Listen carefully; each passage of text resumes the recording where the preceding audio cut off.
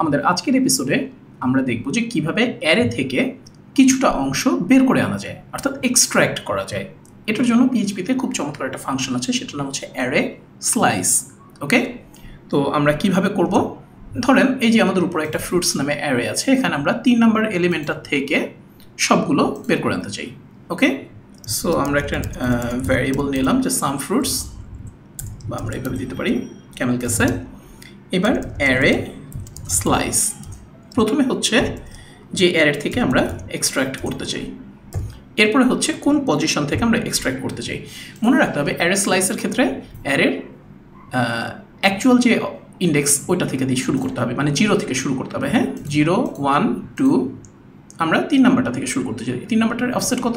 2, 0 1 2, so 2। এবার যদি আমরা এখানে দিয়ে এবার যদি প্রিন্টার করি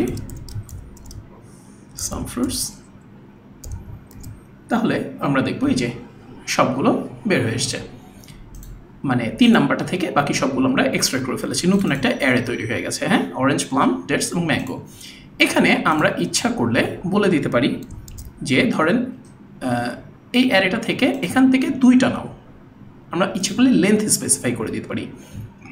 যদি কোনো লেন্থ না বলি তাহলে অত নম্বর অফসেট থেকে সবগুলো বের হয়ে আসবে, সবগুলো এক্সট্রাক্ট হয়ে যাবে। 0 1 2, এই যে 2, ঠিক আছে।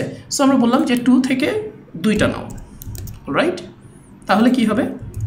এবার যদি আমরা রান করি তাহলে 0 1 2, এখান থেকে 2টা, একটা 2টা অরেঞ্জ আর প্লাম আসার কথা। এবার যদি আমরা রান করি দেখবো অরেঞ্জ এবং প্লাম, ঠিক আছে।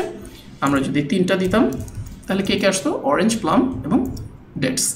যদি আমরা 5টা দিতাম, 6টা দিতাম, তাহলে আমাদের তো এখানে 6টা আর নাই, তাই না?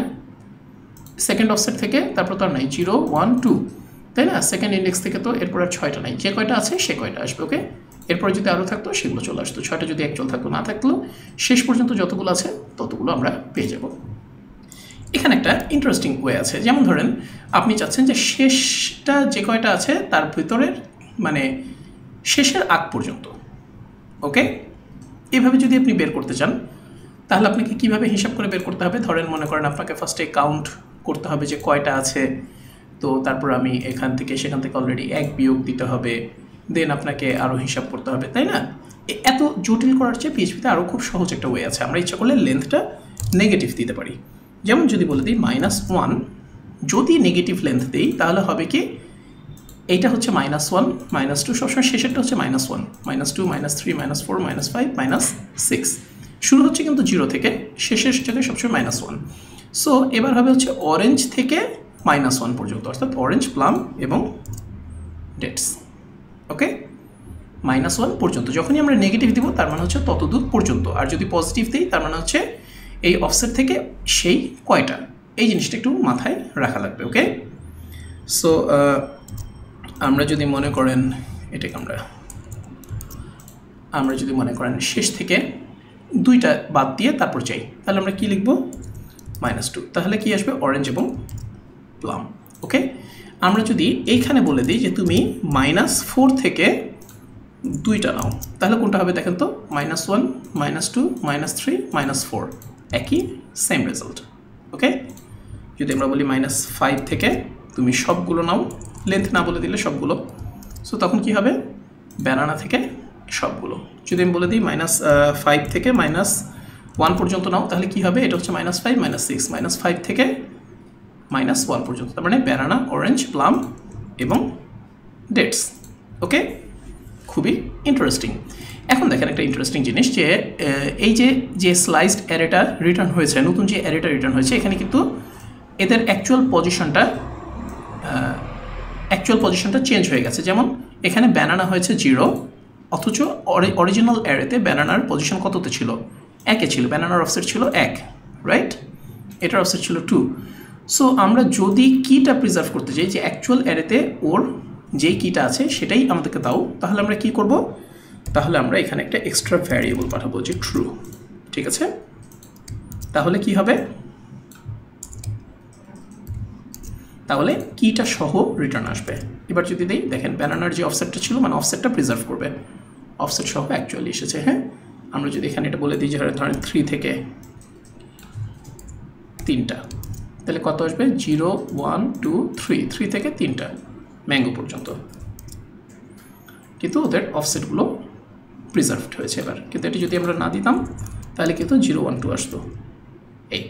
ওকে, সো আমরা যদি এখন এরকম একটা অ্যারে আমাদের থাকে, মনে করেন এটা তো গেল প্লেন অ্যারে, আমাদের যদি অ্যাসোসিয়েটেড অ্যারে থাকে, অ্যাসোসিয়েটিভ অ্যারে ধরেন আমাদের মনে করেন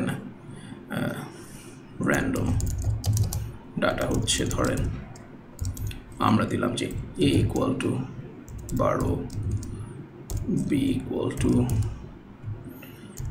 যা ইচ্ছা একটা র্যান্ডম নাম্বার, হ্যাঁ, c কয়েকটা দিই।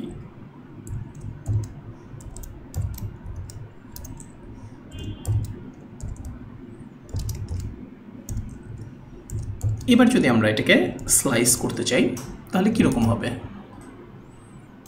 কিভাবে আমরা এটাকে স্লাইস করব? সো আমরা এটা রাখি। এবার মনে করেন লিখি যে random data equal to array slice, এখানে আমরা র্যান্ডমকে দিয়ে দিই, পাস করে দিই। এবার মনে করেন আগের বারের মতোই দিই, দেখি যে এবার কি হয়। ওকে, যদি এভাবে রান করি কি হবে, কেন এরকম হলো কেন, এই যেখানে সাম ফ্রুটস আছে, আচ্ছা ঠিক আছে আমরা র্যান্ডম এখানেও দিয়ে দিই, র্যান্ডম ডাটা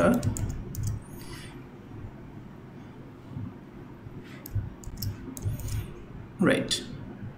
সো আমরা ওখানে দুইটা দিয়েছিলাম, পড়ে গিয়েছিল, এনিওয়ে এখন ক্লিয়ার।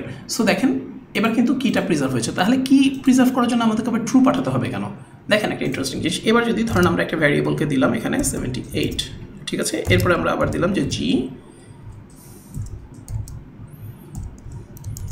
ওকে, ধরেন এরকম একটা ডাটা আমরা পাঠিয়েছি। এবার যদি আমরা প্রিজার্ভ না করি, কিকে যদি প্রিজার্ভ না করি তাহলে কি হবে, দেখেন এইটা হয়ে গেছে 0, কিন্তু এটা তো আসলে 0 না, এটার পজিশনটা আসলে কত, বা এটা যদি আমরা এরকম করে দিই, ধরেন এটার আমরা একটা অফসেট দিয়ে দিই, এটা অবশ্যই 0 আছে, হ্যাঁ। এবার যদি দিই দেখেন এটার অফসেট হচ্ছে মানে কিটা হচ্ছে 12, কিন্তু তারপরও এ 0 হিসেবে চলে এসছে, আমরা তো এটা এভাবে চাই না।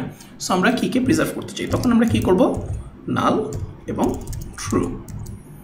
তখন আমরা এই যে নিউমেরিক কিগুলোর যেগুলো মানে যেগুলো অ্যালফাবেটিক কি আছে সেগুলো অটোমেটিক্যালি প্রিজার্ভ হবে, কিন্তু নিউমেরিক যেগুলো কি আছে সেগুলোকে প্রিজার্ভ করার জন্য আমাদেরকে এক্সট্রাভাবে ট্রু বলে দিতে হবে। ওকে, তাহলে আলটিমেটলি আমরা অ্যাকচুয়ালি যে আউটপুটটা আমরা চাচ্ছি সেই আউটপুটটা আমরা পাবো।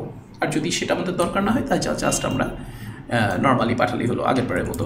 ঠিক এখানেও আমরা একইভাবে যদি -4 থেকে ধরেন -4 থেকে ধরেন 3টা চাই, তাহলে কি হবে, এটা হচ্ছে -1 -2 -3 -4, রাইট। সো এবার যদি আমরা চাই কি হলো, -1 -2 -3 -4, এখান থেকে আমরা 3টা চেয়েছি, 1 2 3, ঠিক আছে। এবং এখানে যদি আমরা ট্রু দিয়ে দিতাম তাহলে আমাদের কিটা থাকতো। ওকে, আর এখানে লাস্ট আমরা একটা জিনিস দেখি, এবার যদি এভাবে দিই তাহলে কি হবে, -4 থেকে -1 -2 -3 -4 এবং সেখান থেকে -1 পর্যন্ত, তার মানে ওই একই জিনিস আমরা পাবো। ওকে, আর যদি আমরা 1 থেকে -1 দিই তাহলে কি পাবো বলেন তো, তাহলে আমরা b থেকে 12 পর্যন্ত পাবো, b থেকে এই যে যদি ট্রু দেই আলটিমেটলি কিটা থেকে যাবে। সো এইটুকুনি হচ্ছে অ্যারে স্লাইস নিয়ে যাবতীয় সব কিছু। আপনাদের এটা প্রায় কাজে লাগবে যখন আমরা প্রজেক্ট তৈরি করব বা আরও বড় কোনো একটা মানে প্রোগ্রাম লিখব, তখন আলটিমেটলি দেখবেন যে এই অ্যারে স্লাইস রিলেটেড মানে অ্যারে নিয়ে যখন আলটিমেটলি কাজ করবো আরও বড় ধরনের, তখন আপনি দেখবেন যে অ্যারে স্লাইস করাটা প্রায় দরকার হচ্ছে। সো এই কনসেপ্টটা ক্লিয়ার রাখাটা খুবই ইম্পর্টেন্ট। ওকে, টেক কেয়ার গাইস।